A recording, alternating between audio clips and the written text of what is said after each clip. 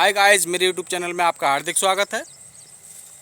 तो आज की इस वीडियो में हम ये इंट्रोडक्शन वीडियो रहेगी और बहुत ही ज़्यादा स्मार्ट टेक्निक के बारे में जानने जा रहे हैं। देखो, अक्सर हमने सुना होगा कि तुक्का कैसे मारें, अंधी कैसे मारें। तुक्का मारा जाता है तो उसको बोलते हैं सिंपली गैसिंग, वो होती है गैसिंग, और जिसका मैं सपोर्ट भी नहीं करता हूँ। और आज मैं जिस चीज़ का डिस्कस करने जा रहा हूँ उसको बोलते हैं IG, मतलब इंटेलिजेंट गैसिंग। तो इंटेलिजेंट गैसिंग में कुछ स्पेशल इसलिए है क्योंकि इसका आपको थोड़ा आइडिया भी लग गया होगा कि इंटेलिजेंट वर्ड इसमें जुड़ा हुआ है, इंटेलिजेंस गैसिंग। तो इंटेलिजेंट गैसिंग क्या होती है? इंटेलिजेंट गैसिंग कहना ज़्यादा अच्छा है, या इंटेलिजेंस गैसिंग कह सकते हैं, जैसा भी है। तो इसमें क्या है कि सबसे पहले ये समझते हैं कि इंटेलिजेंट गैसिंग इंटेलिजेंस कब लगानी चाहिए या किन एग्जाम में लगानी चाहिए। तो इंटेलिजेंट गैसिंग ऐसा नहीं है कि किसी भी एग्जाम में लगा दो। इंटेलिजेंट गैसिंग जो है हमको लगाना चाहिए उन्हीं एग्जाम में जिनमें जो मार्किंग सिस्टम है 1/4 का है, मतलब +4 -1 या फिर +1 माइनस का 0.25। मतलब कहने का मतलब वही हुआ कि 1/4 नेगेटिव मार्किंग है, तो जैसे कि नीट के एग्ज़ाम में होता है। अब ये हो गया कि किस तरीके से, मतलब किन एग्ज़ाम में लगाना चाहिए। और जेई एडवांस वगैरह में इस तरीके से ट्राई मत कर लेना कहीं, तो नीट के लिए लगाना चाहिए। 1/3 वाले में भी लगा सकते हैं, लेकिन उसके लिए मैं सजेस्ट नहीं करूँगा क्योंकि थोड़ा रिस्की रहता है। 1/4 में ज़्यादा अच्छा रहता है। अब बात आती है कि इंटेलिजेंट गैसिंग जो है ये किन स्टूडेंट को लगाना चाहिए। तो इंटेलिजेंट गैसिंग जो है उन स्टूडेंट को लगाना चाहिए, और सबसे अच्छी बात तो ये उन स्टूडेंट को, क्या सही कहें तो पहले ये समझते हैं कि इंटेलिजेंट किन लोगों को नहीं लगाना चाहिए। तो इंटेलिजेंट गैसिंग जो है, जो स्टूडेंट जो है ईगो टाइप के हैं, जैसे मान लो सबसे पहले इंटेलिजेंट गैसिंग तो कब लगाना चाहिए? पहले तो एक्चुअल मेथड से ही पूरा पेपर सॉल्व करना चाहिए, एक्चुअल मेथड जो क्वेश्चन करने का होता है। फिर उसके बाद कुछ क्वेश्चन बच रहे हैं, दिख रहा है कि कोई हमें कंसेप्ट याद नहीं आ रहा है, फॉर्मूला याद नहीं आ रहा है, तब किसी भी तरीके से तरीका कोई लगा करके और आंसर के करीब या फिर पूरे आंसर तक पहुंच जाना, इसी को इंटेलिजेंट गैसिंग कहते ही हैं। तो इसलिए ये इंटेलिजेंट गैसिंग जो है पहले हमें एक्चुअल मेथड से ही करना चाहिए, क्योंकि हार्ड वर्क का कोई सब्सटीट्यूट नहीं होता है। There is no substitute of hard work. तो पहले तो हमको कंसेप्ट से ही करना चाहिए। फिर उसके बाद ये जानते हैं कि किन स्टूडेंट को नहीं लगाना चाहिए। तो ईगो वालों को नहीं लगाना चाहिए। ईगो वाले का मतलब ये है उसके अगर 10-5 क्वेश्चन भी लास्ट में छूट रहे हैं, फिर भी वो अपना इसमें है कि नहीं, मुझे तो एक्चुअल कंसेप्ट से ही क्वेश्चन को लगाना है, एक्चुअल कंसेप्ट से ही क्वेश्चन को लगाऊंगा। तो अगर वो इस टाइप के स्टूडेंट्स के लिए इंटेलिजेंट गैसिंग नहीं है, क्योंकि हमें होना क्या चाहिए रियल में, क्योंकि इंजीनियर और डॉक्टर हैं। तो इंजीनियर और डॉक्टर है तो उसका क्या होता है, किसी भी तरीके से फाइनली काम कंप्लीट होना चाहिए, स्मार्ट वर्क होता है। तो इसमें क्या है कि एग्ज़ाम के पैटर्न से ही ये पड़ाव शुरू हो जाता है कि एग्ज़ाम पैटर्न जो है ऑब्जेक्टिव होता है, क्यों ना सब्जेक्टिव रखा जाए, तो इसी तरीके से कि किसी भी तरीके से सही आंसर पे पहुंचा जाए। तो इस तरीके से फिर ईगो वालों को ये नहीं लगाना चाहिए, क्योंकि उससे हमें क्या मतलब पता चला, टाइम पूरा लॉस कर दिया कि नहीं, हम तो एक्चुअल मेथड से ही करके पहुँचेंगे। तो दूसरा बात आती है किन स्टूडेंट को लगाना चाहिए। तो देखो, इसका बहुत अच्छा आंसर है कि सभी स्टूडेंट को लगाना चाहिए। 3 टाइप के स्टूडेंट मेनली होते हैं, कि एक वीक स्टूडेंट, एवरेज स्टूडेंट और टॉपर स्टूडेंट। तो वीक स्टूडेंट को क्यों लगाना चाहिए? तो वीक स्टूडेंट को इसलिए लगाना चाहिए, मान लो उसने जो भी उस पर क्वेश्चन आ रहे हैं वो उसने कर लिए।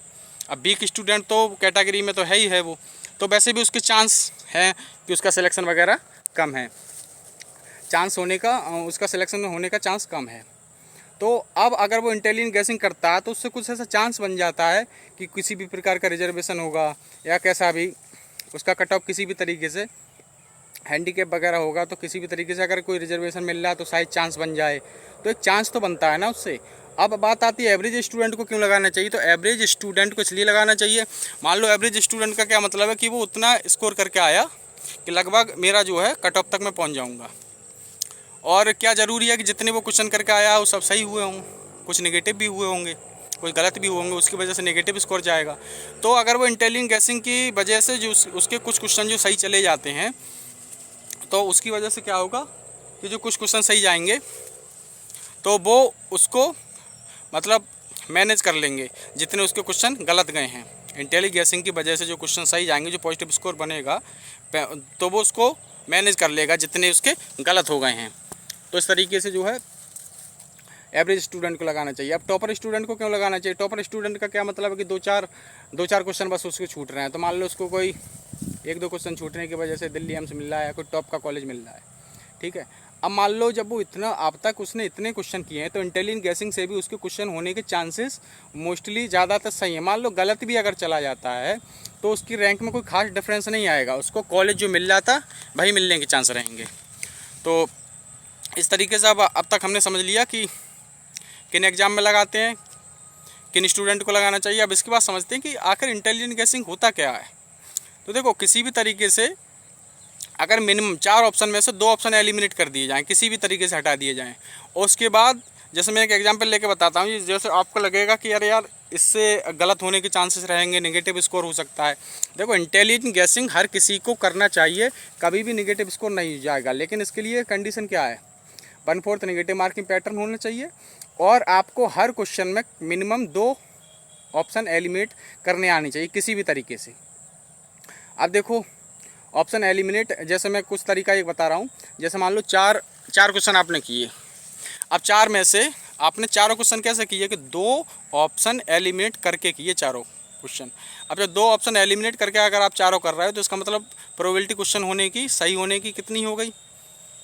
1/2, मतलब 50%। लेकिन फिर भी मैं मान रहा हूँ कि नहीं, क्वेश्चन मेरा 4 में से एक ही सही जाएगा, मैंने और 25% मान लिया। 4 में से अगर एक सही गया तो एक ने कितना दिया? +4, और 3 गलत गया -3। नेट आपका पॉजिटिव स्कोर ही निकल के आया कितना? +1।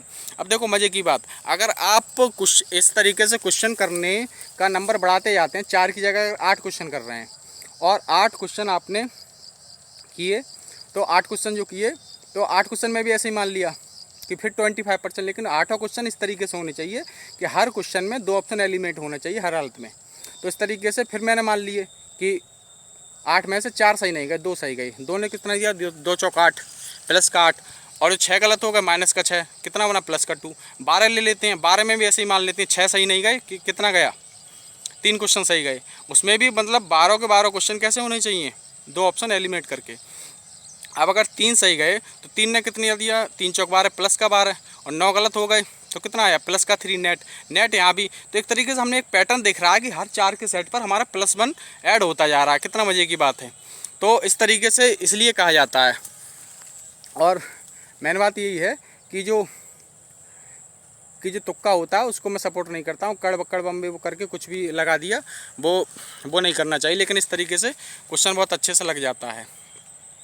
अब ये हो गया इसमें। इसके बाद हम समझते हैं कि जो है और हाँ, ये इंटेलिजेंट गैसिंग का ये नहीं कि हमें फाइनल एग्जाम में ही करना है, इसकी प्रैक्टिस आप अभी से स्टार्ट कर दीजिए। अगर PYQ घर पे बैठ के लगा रहे हैं, प्रैक्टिस कर रहे हैं, तब उसमें भी सोचिए ऐसे ही कुछ क्वेश्चन को। लेकिन पहले अपना कंसेप्ट से कीजिए, लॉजिकली कीजिए, फॉर्मूले से कीजिए। जब नहीं हो रहा तब सोचिए इस बारे में तो कि कैसे ऑप्शन एलिमिनेट हो। उसका सिस्टम पूरा एक इंटेलिजेंट गैसिंग एक सिस्टम है, उसका मैं अभी बताऊँगा कि किस तरीके से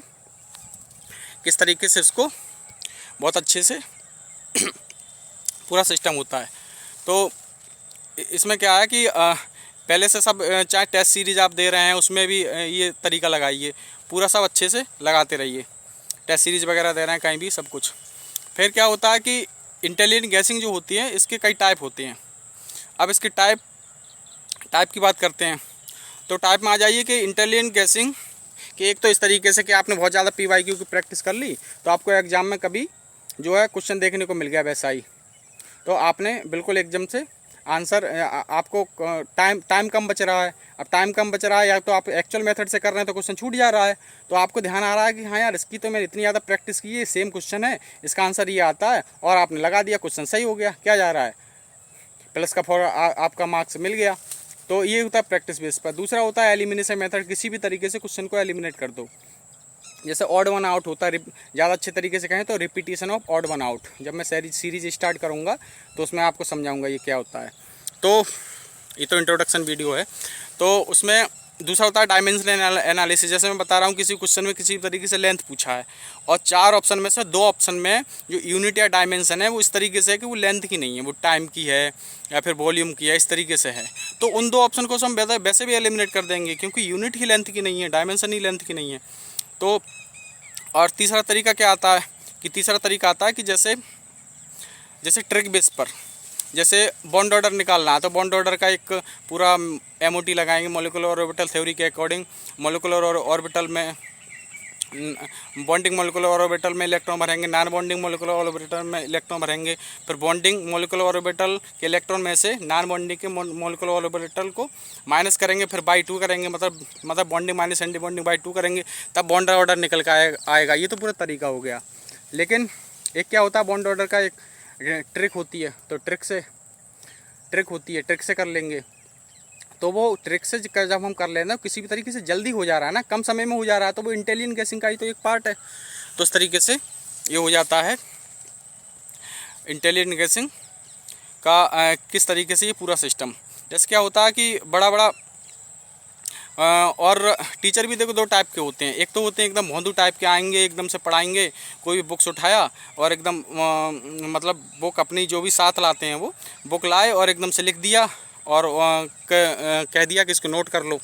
मतलब कोई भी स्मार्ट, एक होते हैं ऐसे टीचर जो उनको लगता है वो देखने में कि हाँ स्मार्ट है, उन टीचर्स को इस सब बारे में पता रहता है। देखो हर कोई बताता नहीं है इंटेलिजेंट गैसिंग वगैरह के बारे में, लेकिन मैंने बहुत ज़्यादा अप्लाई भी किया है और बहुत अच्छा स्कोर पा करके अभी गवर्नमेंट कॉलेज से डॉक्टर डिग्री कर रहा हूँ मैं। और तो उसमें क्या होता है कि मान लो इस तरीके से, तो जो टीचर होता है तो उन लोगों को पता रहता है कि कैसे होता है। हमारी ये तो लाइन है नहीं कि मतलब PhD करना है या MSc एकदम से बिल्कुल थ्योरी बेसिस पे कर रहे हैं। हमें तो मेन आंसर पे पहुंचना होता है कि किसी भी तरीके से आंसर पे पहुंचे। तो मैं भी बहुत ज़्यादा ऐसा करता था, जैसे E = SC/λ में होता है, H की वैल्यू होती है प्लैंक कांस्टेंट की 6.64 × 10⁻34 और C की वैल्यू 3 × 10⁸ स्पीड ऑफ लाइट। तो मैं इन दोनों का मल्टीप्लिकेशन ही डायरेक्ट मेरे रिफ्लेक्स में रहता था, 19.8 × 10⁻26। उसको भी मैं और अप्रॉक्स कर लेता तो 20 × 10⁻26 और बहुत जल्दी से आंसर आ जाता था। इसी तरीके से मैं बहुत ज़्यादा अप्रॉक्सीमेशन करके क्वेश्चन को कर लेता था। और बहुत ज़्यादा ऐसे तरीके होते हैं कि इस तरीके से क्वेश्चन को कर लिया जाता है। काफ़ी ऐसे होते हैं जैसे 4 ऑप्शन दिए हुए हैं, चारों ऑप्शन में जो आंसर है वो आंसर काफ़ी डिफरेंट है। अब जब आंसर काफ़ी डिफरेंट होगा सभी का, तो उनमें क्या है कि हम कुछ अप्रोक्सीमेशन लगा के कर सकते हैं, क्योंकि काफ़ी डिफरेंस है उनमें आंसर में। तो इस तरीके से काफ़ी ये भी इंटेलिजेंट गैसिंग का ही पार्ट होता है, प्रैक्टिस पे डिपेंड करता है। और जो है बाकी का इस तरीके से कर सकते हैं आप इंटेलिजेंट गैसिंग के लिए। देखो कुछ लोग होते हैं कि वीडियो पे यूट्यूब पे बताते हैं कि बस ऐसे ही A मार दो, CC मार दो, ज़्यादातर प्रोबेबिलिटी रहती है, B की ज़्यादा प्रोबेबिलिटी रहती है। वो सब फालतू के तरीके होते हैं। या फिर इस तरीके के बताते हैं कि 10 दिन में JEE मेन क्रैक करो, 15 दिन में नीट क्रैक करो।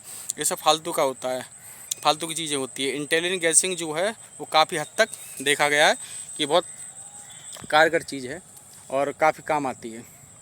तो इस तरीके से आप जो अगर चाहें तो मैं पूरी सीरीज़ स्टार्ट करने के लिए तैयार हूँ।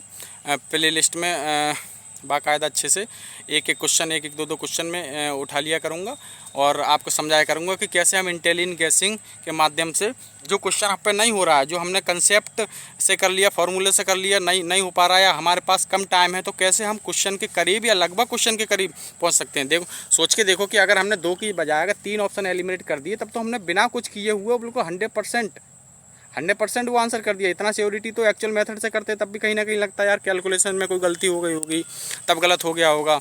या तो इस तरीके से इसके काफ़ी फ़ायदे होते हैं जो है हम बहुत अच्छे से कर सकते हैं इंटेलिजेंट गैसिंग के। तो आप चाहें तो जो 360 लाइक का टारगेट है तो लाइक करें वीडियो को और उसमें कमेंट करें ताकि मैं ये सीरीज़ जल्दी से जल्दी स्टार्ट कर सकूं। या आप चाहें तो अभी भी स्टार्ट कर सकता हूं, जैसा आप बताएं। कम से कम कुछ कमेंट में कुछ लोग अगर बताते हैं तो स्टार्ट करता हूं इसको, वीडियो को अच्छे से। और बाकी जो है इंटेलिजेंट गैसिंग का आपको जब क्वेश्चन आपको देखेंगे तब उसका फ़ायदा काफ़ी आपको पता चलेगा कि क्या इसमें फ़ायदे होते हैं। बाकी का बहुत बहुत धन्यवाद वीडियो देखने के लिए। इसे ज़्यादा से ज़्यादा लोगों को शेयर करें ताकि इंटेलिजेंट गैसिंग का इम्पोर्टेंस जो है लोगों को पता चले कि रियल में इंटेलिजेंट गैसिंग का इम्पोर्टेंस होता क्या है। क्योंकि इंटेलिजेंट गैसिंग के बारे में कोई भी बात नहीं करता है। तो इंटेलिजेंट गैसिंग जो है, इंटेलिजेंट गैसिंग जो इस तरीके से होती है, काफ़ी इम्पोर्टेंट चीज़ होती है। और इसमें जो है आप ज़्यादा से ज़्यादा शेयर करें, सब्सक्राइब करें वीडियो को। और बाकी चलिए, अभी जो है बहुत बहुत धन्यवाद वीडियो देखने के लिए, बने रहिए।